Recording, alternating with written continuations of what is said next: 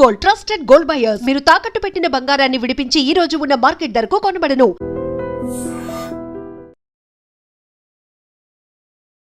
Welcome to iDream. ఈ రోజు మనతో పాటు surgical gastro enterologist doctor Prasad నీలం గారు ఉన్నారు. మాట్లాడదాం. నమస్తే అండి, వెల్కమ్ టు అవర్ షో. నమస్కారం అండి.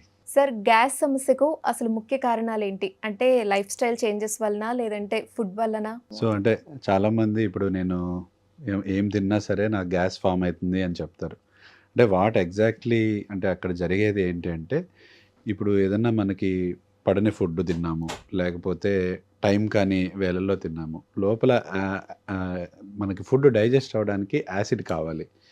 సో అధిక మొత్తంలో ఎప్పుడైతే లోపల యాసిడ్ అనేది ఫామ్ అవుతుందో అప్పుడు మనకి అది గ్యాస్ లాగా ఉంటుంది, అంటే గ్యాస్ లాగా అనిపిస్తుంది. ఆ యాసిడ్ లోపల ఏదో మండుతున్నట్టు అట్లా ఉంటుంది. సో యూజువల్గా మనకి ఎందుకు అంటే బ్రేక్ఫాస్ట్ ఈ టైంకే తినాలి, లంచ్ ఈ టైంకే తినాలి, డిన్నర్ ఈ టైం తినాలంటే, సో ఆ టైమ్స్లో ఆ పర్టికులర్ టైంలో యాసిడ్ అనేది చాలా ఎక్కువగా ఉంటుందన్నమాట. సో అప్పుడు మనం ఫుడ్ తింటే యాసిడ్తో ఈ ఫుడ్ అనేది డైల్యూట్ అవుతుంది. ఎప్పుడైతే మనము ఇప్పుడు 8 o'clock తినాల్సిన బ్రేక్ఫాస్ట్ 11ంటికి తిన్నాం అనుకోండి, ఆ యాసిడ్ అనేది పైన స్టమక్ పొర ఉంటుంది. ఆ పొరను తినేయడం వల్ల మనకి అక్కడ లోపల పుండుల్లాగా ఫామ్ అయ్యి, ఎప్పుడైతే మనం మళ్ళీ ఆకలి వేసి అన్నం తిన్నామో అప్పుడు మనకి ఇట్లా నొప్పి రావడం కానీ, కడుపులో మంట రావడం కానీ, గ్యాస్ ఫామ్ అవ్వడం కానీ, సో ఇట్లాంటివి జరుగుతూ ఉంటాయి. So most of the times timing of the food. So food అనేది క్రమం తప్పకుండా like breakfast, dinner or lunch టైంకి తీసుకోవాలి. అదొకటి. Quality and quantity of the food. Quality అంటే ఏ టైప్ ఆఫ్ ఫుడ్ తింటున్నారు, అంటే ఎక్కువ ఆయిల్ కానీ, ఎక్కువ ఫ్రైడ్ ఐటమ్స్ తింటున్నారా, ఎక్కువ మసాలా ఐటమ్స్ తింటున్నారా, సో దీన్ని బట్టి కూడా యాసిడ్ అనేది చాలా ఎక్కువగా ఉంటుంది, గ్యాస్ అనేది ఎక్కువగా ఫామ్ అవుతుంది. Next quantity of the food. ఇప్పుడు మన స్టమక్ అనేది ఒక బెలూన్ లాంటిది. సో ఇంత తిన్నామంటే అంత కెపాసిటీ, బియాండ్ దట్ మనం బెలూన్ లాగా దాన్ని ఉబ్బించామనుకోండి, సో దాని వెనక్కి ఇట్లా రిఫ్లెక్స్ లాగా మనకి వెనక్కి వస్తుంది. నాకు ఊరికే తేపులు వస్తాయండి అని చెప్తూ ఉంటారు patients. So quantity of the, so limited క్వాంటిటీలో టైమ్లీ తింటూ ఉంటే సో ఈ సమస్యలు అనేవి ఊరికే రాకుండా ఉంటాయి. సో ఇప్పుడు మీరు టైంకి తినడం అని చెప్తున్నారు. ఇప్పుడు వెయిట్ లాస్ అవ్వాలనుకునే వాళ్ళు, లేదంటే రకరకాల డైట్ ప్లాన్స్ ఫాలో అవుతున్నారు కదా, లైక్ ఇంటర్మీడియట్ ఫాస్టింగ్ ఇలాంటి వాళ్ళు, మరి వీళ్ళకి ప్రాబ్లం అవుతుందంటారా? ఒకటి అంటే మనం ఎప్పుడైతే ఫుడ్ టైమ్లీ అన్నామో, సో ఇట్ ఆల్సో ఇంక్లూడ్స్ అంటే ఏ టైప్ ఆఫ్ ఫుడ్ తింటున్నాం అనేది కూడా డిపెండ్ అయి ఉంటుంది. సో ఇప్పుడు వెయిట్ లాస్ అవుతున్నాను, నేను కంప్లీట్గా ఫుడ్ స్కిప్ చేస్తానంటే that is a wrong concept. So కంప్లీట్గా ఫుడ్ స్కిప్ చేయడం కాదు. సో క్వాంటిటీని తగ్గించాలి, క్వాలిటీని పెంచాలి. సో నేను కంప్లీట్గా 5 days ఫాస్టింగ్ ఉంటాను, 6th day ఎక్కువ తింటాను అంటే అట్లా ఉండదు. సో అప్పుడు ఏమవుతుంది, ఇన్సులిన్ లెవెల్స్ అనేవి ఇంకా అంటే ఎక్కువ పెరిగి ఇంకా అది డయాబెటీస్కి దారితీస్తుంది. సో నెమ్మదిగా ఇన్సులిన్ స్టిమ్యులేషన్ అనేది తగ్గిపోయి సడన్గా తినేసరికి ఒక్కసారిగా లెవెల్స్ దానికి సరిపడవు అనమాట. ఆ ఫుడ్కి ఇన్సులిన్ లెవెల్ సరిపడా షుగర్స్ ఇవి వచ్చే అవకాశం ఉంటుంది. సో అట్లా చేయకూడదు. సో ఎప్పుడైనా ఏంటంటే క్వాంటిటీ నెమ్మదిగా తగ్గించి, ఫుడ్లో మనం ఏదన్నా ఆయిల్ ఫుడ్స్ కానీ, ఫ్రైడ్ ఐటమ్స్ కానీ ఇట్లాంటివి ఎక్కువ తీసుకుంటూ ఉంటే అవి తగ్గిస్తూ ఉండాలి. 16 hours gap, 18 hours gap. So intermediate fasting అనే దానికి అంటే చాలా స్టడీస్ ఉన్నాయండి. అంటే మనం RCTs అంటాము. సో ఎప్పుడైతే మనము 8 hours గ్యాప్ ఇస్తున్నాము, లేకపోతే 16 hours గ్యాప్ ఇస్తున్నామో, మన బాడీలో ఉన్న మెటబాలిజంని స్టెబిలైజ్ చేయడానికి ఈ ఫాస్టింగ్ అనే కాన్సెప్ట్ వచ్చింది. సో ఈ టైంలో ఏమవుతుందంటే బాడీకి కావాల్సిన, అంటే మన డైజెషన్కి కావాల్సిన ఎంజైమ్స్ కానీ, లేకపోతే మన ఫుడ్ అరగడానికి కానీ, మన షుగర్ లెవెల్స్ మెయింటైన్ చేయడానికి ఇన్సులిన్ లెవెల్స్ కానీ, ఇవన్నీ ఒక స్టెబిలైజేషన్కి వస్తాయి అన్నమాట. సో ఆ స్టెబిలైజేషన్లో మనం ఆ ఫాస్టింగ్ చేయాలి అనే కాన్సెప్ట్. సో నెక్స్ట్ మళ్ళీ ఇంటర్మీడియట్ ఫాస్టింగ్ అయిపోయిన తర్వాత ఫస్ట్ దీన్ని స్టెబిలైజ్ చేస్తాం. అగైన్ మనం గ్లూకోజ్ అంటే ఈ ఫుడ్ తింటున్నాము. సో ఫుడ్ తినగానే అగైన్ మీ షుగర్ లెవెల్స్ పైకి అయితే, దాంతోపాటు ఇప్పుడు దాకా మనం స్టెబిలైజ్ చేసుకున్నాం కదా, రిజర్వ్స్లా ఉంచున్నాం కదా, సో అవన్నీ ఇన్సులిన్స్ కానీ ఇవన్నీ రిలీజ్ అయ్యి మళ్ళీ ఎక్సెస్ షుగర్ పెరగకుండా చూస్తానమాట. అంటే లైక్ అబ్జార్ప్షన్ కానీ, లేకపోతే షుగర్ లెవెల్స్ స్పైకింగ్ కానీ, సో ఇవన్నీ మనకి కంట్రోల్ లెవెల్లో అవుతాయి అన్నమాట ఈ ఇంటర్మీడియట్ ఫాస్టింగ్ ద్వారా. అది అంటే దట్ డిపెండ్స్ టు పర్సన్ కూడా. అంటే అందరికి ఒక కాన్సెప్ట్ అందరికీ అప్లికబుల్ అవ్వదు. So it depends on person to person. నాకు ఇంటర్మీడియట్ ఫాస్టింగ్ వర్క్ అవ్వచ్చు, మీకు వర్క్ అవ్వకపోవచ్చు. సో అట్లా it depends to person and is అంటే absorption capacity, digestion capacity. So వాటి మీద డిపెండ్ అయి ఉంటుంది. సో ఎక్కువ గ్యాస్ లేదా బ్లోటింగ్ ఉన్న వాళ్ళు ఏ టెస్టులు చేసుకోవాలి? అంటే ఇప్పుడు మనం చూస్తే చిన్న వాళ్ళకి కూడా ఎక్కువ హాస్టల్స్లో ఉండే వాళ్ళకి మీరు అన్నట్టు ఫుడ్ చేంజెస్ టైమింగ్స్ వల్ల వస్తుంది. సో అలా బ్లోటింగ్ ఉన్న సో వాళ్ళకి గ్యాస్ ఇప్పుడు ఏ టెస్టులు నేను చేయించు? అబ్జర్వ్ చేస్తున్నా అంటే ఈ యంగ్స్టర్స్లో లైక్ అంటే వాళ్ళ ఫుడ్ హ్యాబిట్స్ హాస్టల్లో ఉంటారు, బయట తింటారు. ఈవెన్ దో అట్లా తిన్న దానికన్నా మెయిన్ థింగ్ ఏంటంటే స్ట్రెస్ అండి. సో స్ట్రెస్ గ్యాస్ట్రైటిస్ అంటాం. సో యువతలో అధికంగా స్ట్రెస్ ఎక్కువ అవడం వల్ల ఈ గ్యాస్ అనేది అంటే యాసిడ్ అనేది చాలా ఎక్కువగా ఫామ్ అవుతుందన్నమాట. సో అలా ఎక్కువగా ఫామ్ అవుతున్నప్పుడు వాళ్ళు టైంకి ఫుడ్ తీసుకోకపోవడము ఇట్లాంటివి చేసినప్పుడు అది ఇంకా ఎక్కువయ్యి అల్సర్ రూపంలో దారి తీస్తుందన్నమాట. సో ఫస్ట్ అందరికీ యంగ్స్టర్స్ చెప్పారంటే ఆ స్ట్రెస్ లెవెల్స్ అనేది కంట్రోల్‌గా ఉండాలి. So that is first thing. Next obviously నేను ఇందాక చెప్పినట్టు timing of the food, quality and quantity of the food కూడా వేరీ అవుతుంది యంగ్స్టర్స్‌లో. ఎందుకంటే వాళ్ళు హాస్టలర్స్‌తో ఉంటారు. సాఫ్ట్‌వేర్‌లో అయితే షిఫ్ట్స్‌లో ఉంటారు. ఆ షిఫ్ట్‌లో మాకు ఫుడ్ అవైలబిలిటీ ఉండకపోవచ్చు. లేకపోతే ఆ షిఫ్ట్‌లో మేము కాల్‌లో ఉన్నాము తినలేకపోవచ్చు. సో ఇట్లాంటి అప్పుడు ఆ అబ్నార్మల్ టైమింగ్స్‌లో యూ షుడ్ నాట్ ఈట్. అంటే ఇప్పుడు నాకు ఈ టైంలో ఓన్లీ బిర్యానీయే దొరుకుతది, నేను అదే తింటాను అంటే అది మన గట్ తీసుకోలేదు, మన స్టమక్ తీసుకోలేదనమాట. సో డెఫినెట్‌గా ఆ అబ్నార్మల్ టైంలో you are eating abnormal food. So అప్పుడు స్టమక్‌లో అల్సర్స్ ఫార్మ్ అవ్వడానికి చాలా ఎక్కువ ఛాన్సెస్ ఉంటాయన్నమాట. ఓకే. ఎలాంటి అట్లా టెస్టులు చేయించుకోవాలి? సో ఇప్పుడు టెస్ట్ విషయానికొస్తే ఎప్పుడైనా మనకి ఇట్లా బ్లోటింగ్ గానీ, గ్యాస్ట్రిక్ సమస్యలు, గ్యాస్ ఎక్కువైతుంది, తేపులొస్తున్నాయంటే ఫస్ట్ చూపించుకోవాల్సింది ఎండోస్కోపీ చేయాలండి. సో ఎండోస్కోపీలో మనకి 3 విషయాలు క్లియర్‌గా తెలుస్తాయి. సో ఒకటి గ్యాస్ట్రైటిస్ అంటాం. అంటే ఏంటంటే పేగు మీద జస్ట్ ఒక పొర డ్యామేజ్ అవ్వడాన్ని గ్యాస్ట్రైటిస్ అంటాం. అది ఇంకా లోపలికి వెళ్ళిపోయి పుండులాగా ఫార్మ్ అయిద్ది. దాన్ని అల్సర్ అంటాం. Next infection. సో ఇన్ఫెక్షన్ అంటే యూజువల్‌గా మన స్టమక్‌లో H pylori, Helicobacter pylori infection అనేది ఉంటదనమాట. సో దానివల్ల ఏమైతది, మనం తిన్నప్పుడు యాసిడ్ అనేది మామూలు దానికన్నా ఎక్సెస్‌గా ప్రొడ్యూస్ చేస్తదనమాట. సో నార్మల్ గ్యాస్ టాబ్లెట్‌లేసుకున్న చాలామందికి గ్యాస్ట్రైటిస్ రిలీవ్ అవ్వదు. ఎందుకు రిలీవ్ అవ్వదంటే ఈ హెచ్ పైలరీ ఇన్ఫెక్షన్ ఉండడం వల్ల ఈ టాబ్లెట్స్ అంతా ఎఫెక్టివ్‌గా పనిచేయదు. సో దానికి ఏం చేయాలి, యూజువల్‌గా యాంటీబయాటిక్స్ వాడితే గానీ ఆ ఇన్ఫెక్షన్ అనేది తగ్గదు. సో ఫస్ట్ బేసిక్ టెస్ట్ ఏంటంటే upper G endoscopy with H pylori testing అంటాము. సో ఇది ఫస్ట్ చేపించుకోవాలి. ఇంకా తగ్గట్లేదు ఇదంటే నెక్స్ట్ లెవెల్ ఆఫ్ టెస్ట్ అంటే లైక్ 24 అవర్స్ పీహెచ్ మానోమీటర్ అంటే పీహెచ్ స్టడీస్ అని ఉంటాయి. అంటే మనకి ఈ వెనక్కి వచ్చే రిఫ్లెక్సెస్ అందులో యాసిడ్ ఉందా, యాసిడ్ లేదా అనేది మనం ఒక మెషిన్ పరికరం ద్వారా కనుక్కోవచ్చు. ఇంకా రెగ్యులర్ స్కాన్ అంటే కొంతమందికి ఏంటంటే మిగతా కారణాలు కూడా ఉంటాయి. గ్యాస్ ప్రతిసారి మనకి స్టమక్‌లో కారణమే ఉండాల్సిన అవసరం లేదు. లేదా గాల్ బ్లాడర్‌లో రాళ్ళు ఇట్లాంటివి తెలుసుకోవాలంటే మనం అల్ట్రాసౌండ్ అబ్డామిన్ అంటాం. అంటే బేసిక్ స్కాన్ ఒకటి చేపించుకోవాలి. సో ఇవి చేపించుకుంటే యూజువల్‌గా మనకి 90% ఆఫ్ ద టైమ్స్ గ్యాస్ దేనివల్ల అనేది తెలిసిపోతది. ఎసిడిటీకి, ఐబీఎస్‌కి మధ్య ఉన్న డిఫరెన్స్ ఏంటి? సో ఎసిడిటీ, ఐబీఎస్ అనేది యూజువల్‌గా కంప్లీట్‌లీ డిఫరెంట్ కాన్సెప్ట్స్ అండి. సో ఎసిడిటీ అనే దానికి ఒక కారణం ఉంటది. అంటే ఈ కారణం వల్ల నాకు ఎసిడిటీ వస్తుందని. వేరేది ఐబీఎస్ అంటే irritable bowel syndrome. So irritable bowel సిండ్రోమ్‌కి అసలు కారణం ఏమి ఉండదు. సో చాలా సార్లు ఏంటంటే only stress factor is the main reason for IBS అనమాట. So 2 different. సో స్ట్రెస్‌లో మనకి కొన్ని సార్లు గ్యాస్ట్రైటిస్ ఇవి వస్తాయి గానీ, ఐబీఎస్ ఎట్లా ఉంటాయంటే సింప్టమ్స్ ఇప్పుడు నేను ఫుడ్ తినగానే నాకు మోషన్ సెన్సేషన్ వస్తదని కొంతమంది. ఫుడ్ తినగానే బ్లోటింగ్ సెన్సేషన్ వస్తదని కొంతమంది. ఫుడ్ తినగానే ఒక 3 నెలలేమో మోషన్ గట్టిగా అయితుంది. ఒక 3 నెలలేమో మోషన్ లూజ్‌గా అయితుందని. సో ఇవన్నీ ఐబీఎస్ సింప్టమ్స్. సో కానీ ఐబీఎస్‌కి మనం ఎన్ని టెస్టులు చేసినా అన్ని టెస్టులు నార్మలే వస్తాయి. ఎండోస్కోపీ చేయండి, కొలనోస్కోపీ చేయండి, లేదా ఏదైనా బ్యాక్టీరియల్ ఇన్ఫెక్షన్ టెస్టులు చేయండి. ఇవేం టెస్టులు చేసినా అన్నీ నార్మల్ వస్తాయి.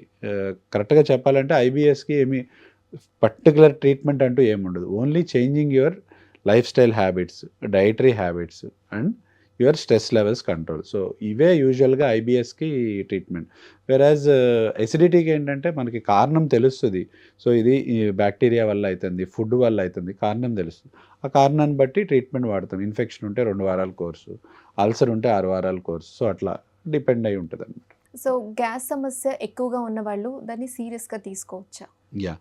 సో అంటే ఇప్పుడున్న మన లైఫ్ స్టైల్ హ్యాబిట్స్కి కానివ్వండి, ఇప్పుడున్న ఫుడ్ అడల్టరేషన్ కానివ్వండి, సో లాంగ్ టర్మ్‌లో ఏమైతుందంటే అంటే లైక్ చాలామందికి లోపల క్యాన్సర్ గడ్డల్లాగా ఉండే అవకాశం ఉండొచ్చు.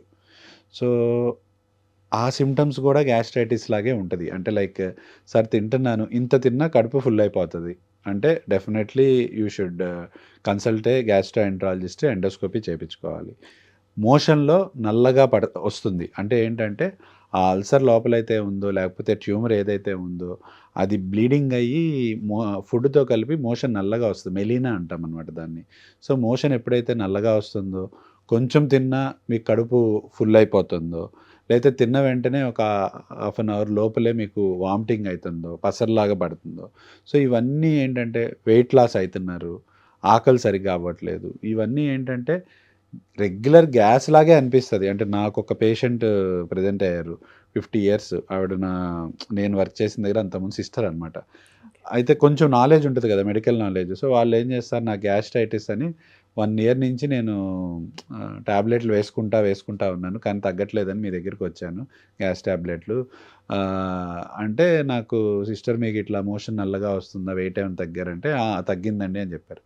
సో నేను ఎండోస్కోపీ చేస్తే షాక్ అయిన విషయం ఏంటంటే లోపల క్యాన్సర్ ఉంది. ఓకే. అప్పటికి కొంచెం ఇంకా స్ప్రెడ్ అయిపోయి ఉందనమాట. ఓకే. సో ఏంటంటే చాలా సార్లు మనం ఇగ్నోర్ చేయకూడదు ఇట్లాంటి సింప్టమ్స్‌ని. ఓకే. సో తినగానే నాకు ఫుల్ అవుతుంది, మోషన్ నల్లగా వస్తుంది.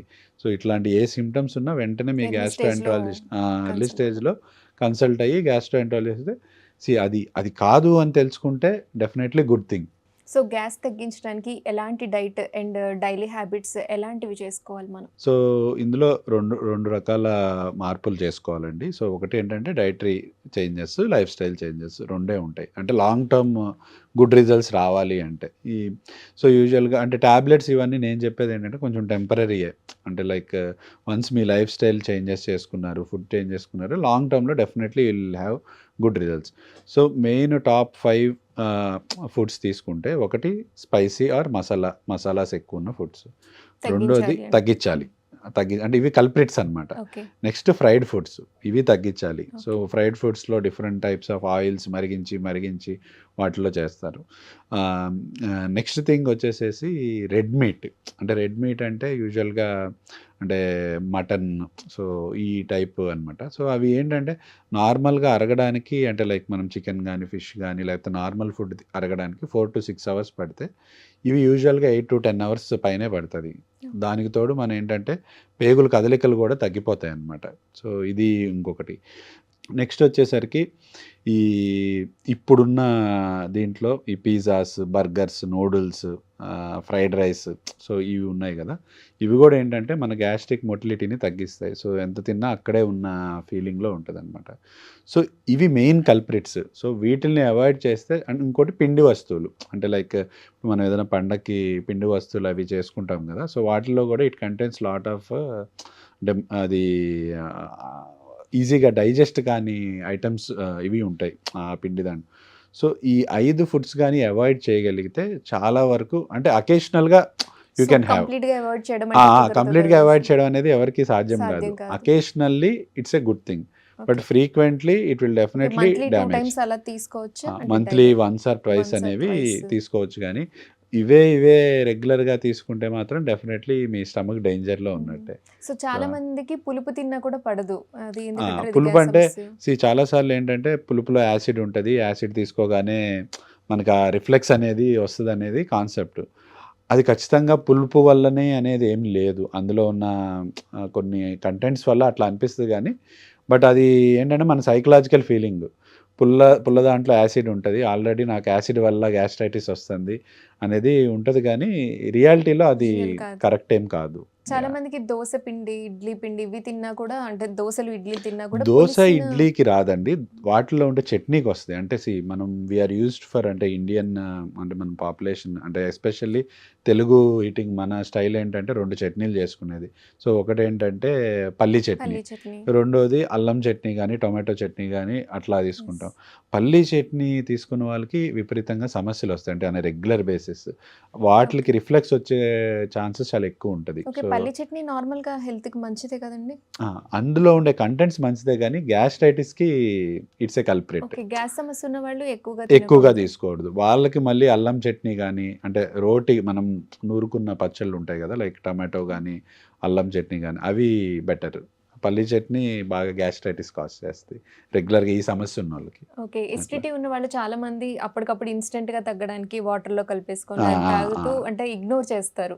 సో ఇది ఎంతవరకు యా, అంటే that is a temporary relief. నేను అదే చెప్తుంది ఇందాక, టెంపరీ మెజర్స్ చాలా ఉంటాయి. ఒక టాబ్లెట్ వేసుకుంటే తగ్గుతుంది, బట్ అది మీ సమస్యకి పరిష్కారం కాదు. డెఫినెట్లీ మీకు అందరిలాగా డైజెస్ట్ అవ్వట్లేదు, అందరిలాగా మీకు రిఫ్లెక్స్ వస్తుందంటే మీరు కన్సల్ట్ చేయాలి, గ్యాస్ట్రోఎంట్రాలజిస్ట్ కన్సల్ట్ చేసి అసలు ఏమి ఎక్కడ రాంగ్ వెళ్తుంది అనేది తెలుసుకోవాలి. ఎందుకంటే కొన్ని విషయాలు రెగ్యులర్ గా అప్పటికప్పుడు రిలీఫ్ అవి అసలు చేయకూడదండి. అట్లా రెగ్యులర్ గా ఓవర్ ద కౌంటర్ మెడికేషన్స్ అంటే సైడ్ ఎఫెక్ట్స్ ఏమైనా వచ్చే ఛాన్సెస్ ఉంటాయండి? సైడ్ ఎఫెక్ట్స్ కన్నా ప్రాబ్లం ఇగ్నోరెన్స్ ఎక్కువ అవుతుందండి. ఈ సైడ్ ఎఫెక్ట్స్ ఏమి ఉండదండి వాటికైతే, నిజంగా సైడ్ ఎఫెక్ట్స్ ఉండవు. బట్ ప్రాబ్లమ్ని మనం ఇగ్నోర్ చేస్తున్నట్టేగా. ఇప్పుడు నీకు 6 నెలల ముందు ఒక ప్రాబ్లమ్ని కనుక్కోవడం వేరు, 6 నెలల తర్వాత ప్రాబ్లమ్ని కనుక్కోవడం వేరు. థ్యాంక్ యూ ఫర్ ఇన్ఫర్మేషన్ అండి. Thank you. And for more videos, Please subscribe to iDream. Please subscribe to iDream. Please subscribe iDream. And please subscribe to iDream. For more videos, subscribe to iDream. please like, share and subscribe to the channel. Congratulations, iDream. Subscribe to iDream. Subscribe to iDream. So subscribe to iDream Media. iDream ki iDream team andarki huge congratulations. Please subscribe iDream Media. Please subscribe to iDream. Subscribe iDream. Please subscribe to iDream. iDream అంటే నా కళల channel subscribe చేసుకున్న నోరు తిరుగుతలేదు, మీరైతే గంట గుర్తు కొట్టండి. For more such videos, please subscribe to iDream. Subscribe to iDream. Please subscribe to iDream. Please subscribe iDream Media. Please do subscribe to iDream. Please subscribe to iDream Media. For best entertainment and information, please subscribe iDream. And don't forget to subscribe to iDream.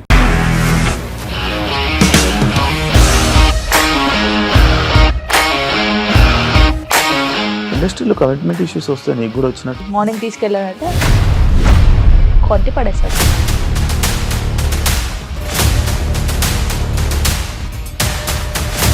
ఒక్కళ్ళు కూడా చూడలేదు ఈ cinema అని చెప్పడానికి కూడా చాలా ధైర్యం కావాలి. అది నిజం కదా, దాంట్లో ధైర్యం ఏంటి? ఇది నెక్స్ట్ డే ప్లేట్ మార్చేస్తే తప్పు కదా. As of now, we are comfortable this అని నేను అనుకుంటున్నాను. రష్మిక గారిది మీది ఒకే ఊరంట కదా.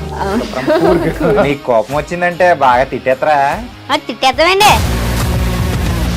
నిజంగా గేమ్ ని ఎలా చేంజ్ చేయగలిగారు? APSFC వాళ్ళకి 6 నెలల్లో నేను 6 లక్షలు కట్టా. బిజినెస్ చేయాలనుకుంటే it is as difficult as riding a tiger.